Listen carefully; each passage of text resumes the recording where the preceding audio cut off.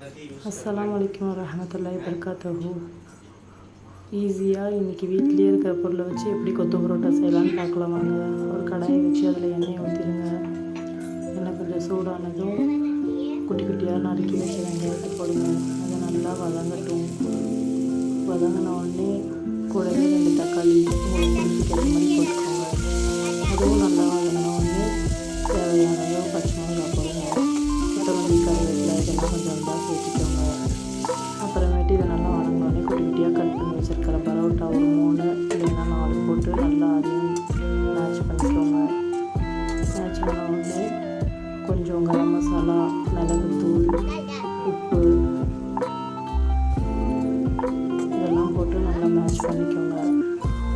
அதை நல்லா கலந்து விட்டதுக்கப்புறம் 2 முட்டை உடைச்சி ஊற்றி அதையும் நல்லா கலந்து விட்டுக்கோங்க.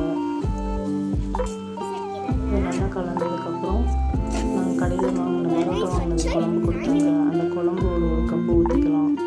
அதையும் நல்லா கலந்து விட்டுக்கோங்க. கலந்து அந்த குழம்புக்கு முட்டை எல்லாம் நல்லா வதங்கினதுக்கப்புறம் சூடாக போட்டு சாப்பிடுங்க. செம்மையாக இருக்கும். சாப்பிட்டு கமெண்ட் பண்ணுங்கள்.